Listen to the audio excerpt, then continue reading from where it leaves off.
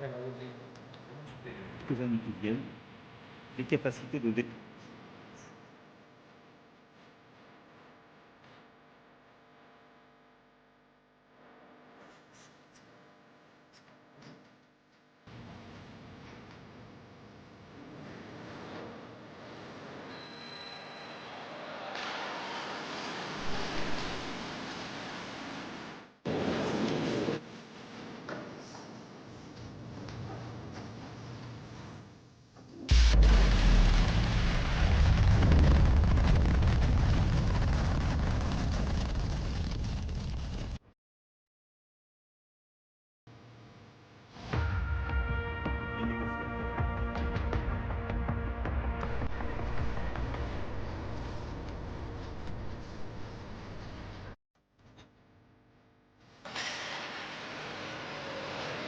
Ce que j'ai proposé, c'est d'ouvrir une conversation.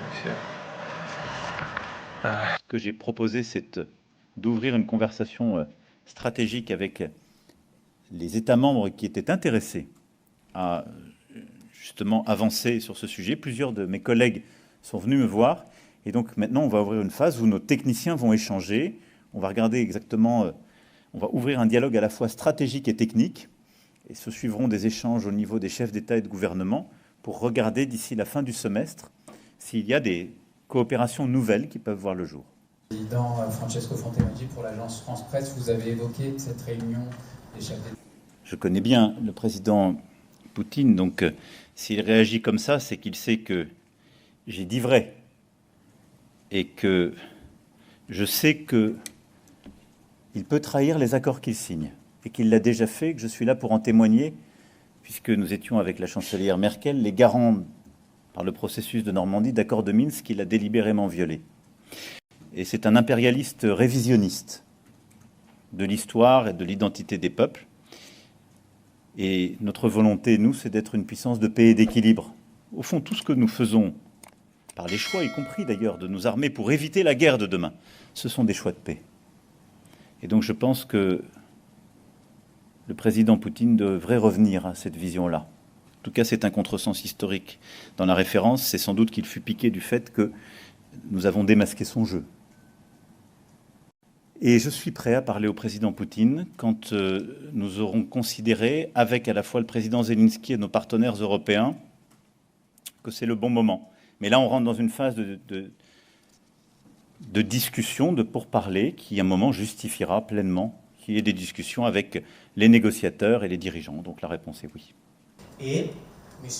Trump aussi, il a aussi... Compte tenu de la menace et quoi qu'il advienne en Ukraine, nous avons besoin d'augmenter nos capacités de défense et nous avons besoin de bâtir, sur les quelques années qui viennent, des capacités de défense autonomes pour les Européens.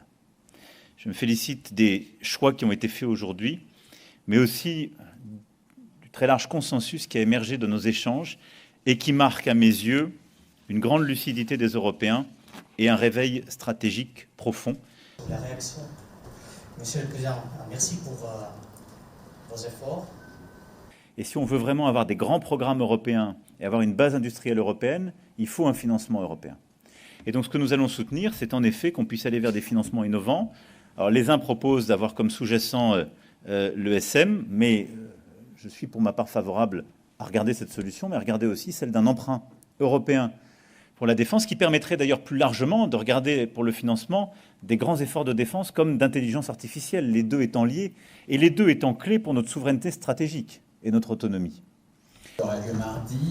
Vous avez invité, si j'ai bien compris, aussi des chefs d'État et de gouvernement. Ce que nous soutenons, c'est que ces dépenses ne soient pas de l'achat de matériel sur étagère qui, à nouveau, serait du matériel non européen. Et comme vous le savez, c'est ce que la France soutient depuis plusieurs années, ce qui a été là aussi acté. Ce qui suppose de définir des domaines de priorité, ceux sur lesquels nous avons soit des dépendances, soit des concurrences entre des solutions européennes et non européennes.